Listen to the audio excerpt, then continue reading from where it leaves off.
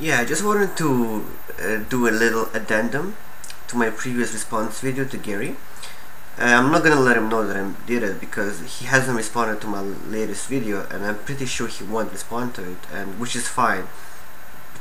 And even if he will tomorrow or in a few days, I'm pretty sure he will just recap the same argument he used in his 7-minute response to me. What I wanted to add is a part taken from the Zeitgeist Movement Orientation Guide for 2012 from part 1, which is published, and you can find it on the Zeitgeist Movement website. I think this particular passage encapsulates my views fairly well. Actually, it's a perfect encapsulation of the entire 1-hour video I made before. A few people here mentioned that Gary is more of a traditionalist,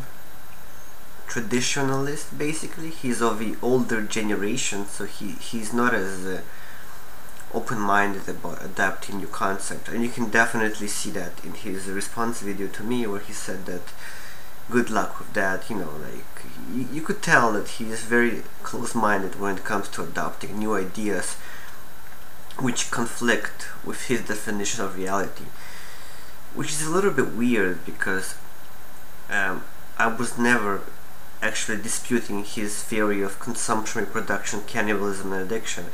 I'm an anti-natalist myself, and an ethicist as well. But I wasn't even rejecting his ideas of legacy, removing legacy wealth and his other ideas. All I said is that these ideas weren't going far enough. They weren't profound enough of a change. He clearly rejects all that, and I think Gary ironically fell into the same capitalistic trap, and he's arguing from that standpoint, and he's not looking outside the box. He might be radical when it comes to anti-natalist ideas, but he's fairly conservative when it comes to ideas of change within the system itself. The one that support life, not to deny life. So his rationality is, he's a very rational person, but he's just entrapped in this value system of capitalism, and he doesn't think outside of it. He can't think outside of it. He would think it's all mush and irrational, and his vigor in arguing against Zeitgeist, against Venus Project, against these ideas is indicative of his reluctance in even entertaining the belief that something like that is possible, just because he's so damn sure that human nature is unalterable. And again, notice that I never said human nature is uncompetitive. Everything he ever said in his videos I acknowledged. All I did was add a little bit of actually a fair bit of optimism, and said that the current system is unsustainable, it's pure crap, we can't continue being involved with it, we need to overhaul the entire thing. And Gary seems to have a problem with it, which is fine. I don't really care. I mean, he sees the truth in what he sees the truth in. I just go further within the system itself. I mean, Venus Project is the future. His ideas are just patchwork solutions. So anyways, it's just a little addendum. I don't intend it to be any longer than 10 minutes, or even 5 minutes actually. So I'm gonna read a part here called Changing the Condition. It's towards the end of the TZM Orientation Guide. And here's what it says. The idea of changing society's influences, pressures to bring out the best of a human condition, rather than the worst, is at the core of a social imperative of the Zeitgeist movement, and this idea is sadly lost in the culture's social considerations today. Enormous evidence exists to support how the influence of our environment is what essentially creates our values and biases. And while genetic and physiological influences can set propensities and accentuations for certain behaviors, the most active influence regarding our variability is the life experience and condition of a human being, hence the manner of interaction between the internal, physiological, and external environmental. In the end, the most relevant issue is stress. Our genes, biology, and evolutionary psychology might have some hang-ups, but they are nothing compared to the environmental disorder we have created in our culture. The enormity of how unnecessary stress in the world today, debt, jobs, insecurity, increasing health risks, both mental and physiological, and many other issues, have created a climate of unease that has been increasingly making people sick and upset. However, the scope of this view isn't just about various temporal pressures that can trigger this or that propensity in a narrow sense. It is more about the broad educational, religious/philosophical, political and social values and ideas they perpetuate and reinforce. If we were faced with an option to adapt our society in a way that can provably better public health, would we not just do it?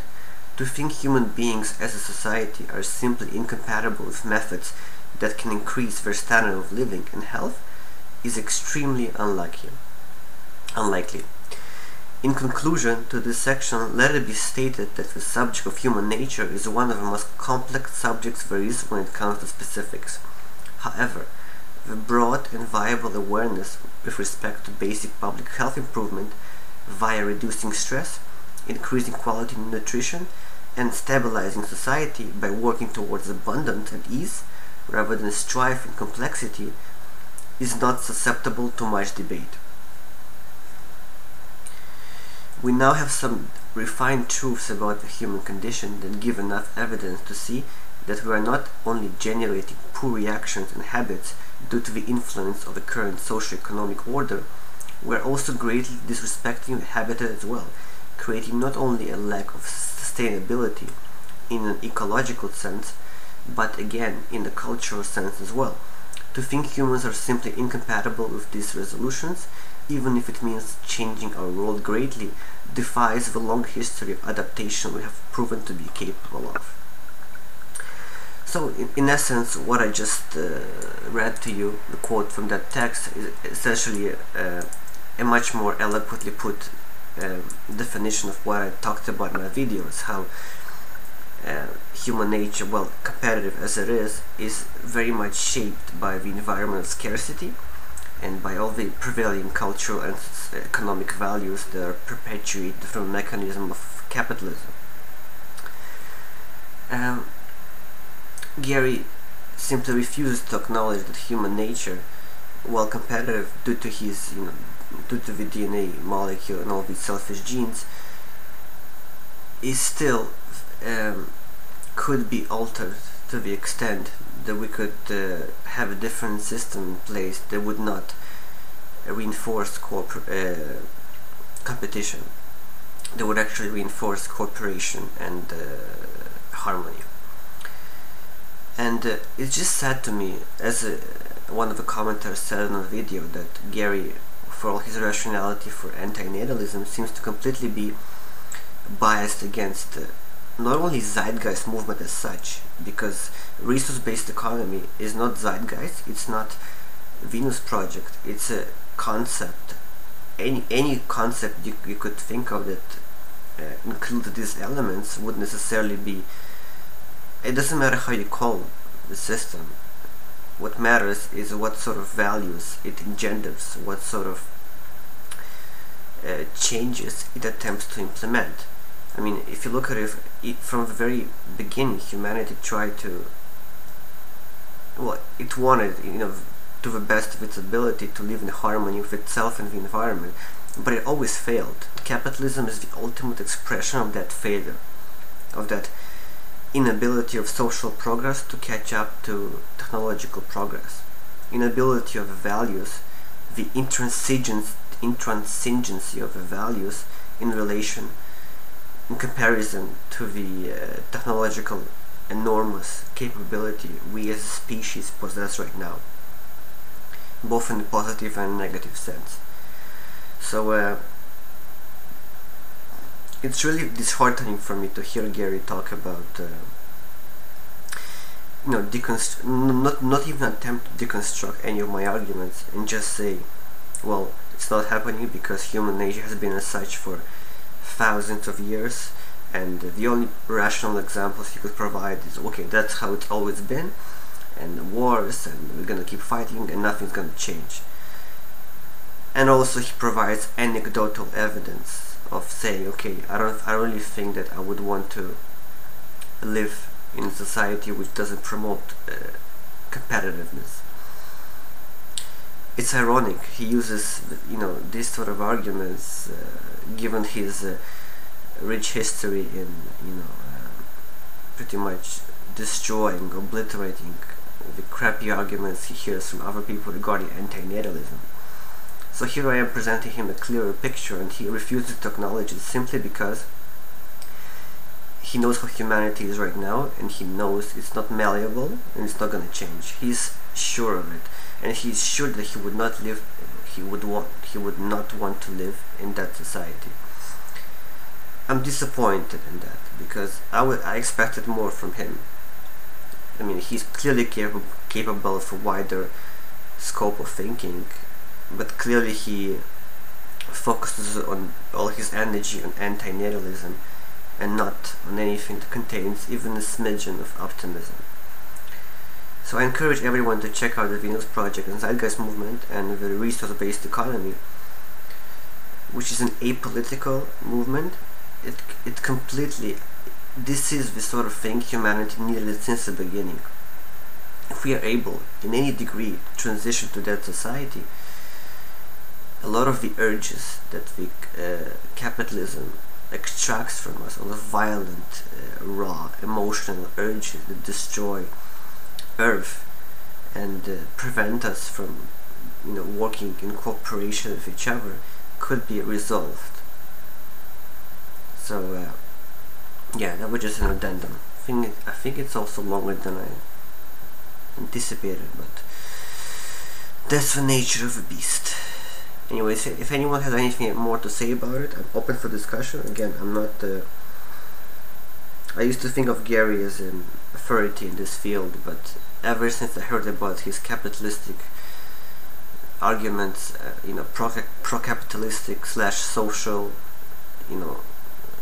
socialism with monetary incentives, ever since I heard these videos, and ever since I heard that he's completely not open to any radical approaches to engineering society, I don't really think he's an authority on these questions anymore. I mean, yes, he still stays a brilliant mind in regards to antinatalism / atheism, but this is not the whole story. If that doesn't happen, we'll have to do something else. We have to continue to improve ourselves, at least try to improve ourselves. I mean, it's worthwhile to reduce suffering, to implement a much better system that will make us, each one of us, not a slave, but a free individual who is able to truly live to the best of our abilities. We will no longer be constrained by the system that we installed. So if atheism and antinatalism fails to take off, which is very well might because it's a fringe movement, I pin my hopes on the Zeitgeist Movement, on the resource-based economy, and the whole, if you look at the support that the movement amassed, it's huge. It's millions of people. It's far, far, far more support than anti-natalists get. So I think Gary really doesn't give the movement the attention it deserves, and he misappreciates it. Yeah, that's all I wanted to say. Thanks for watching.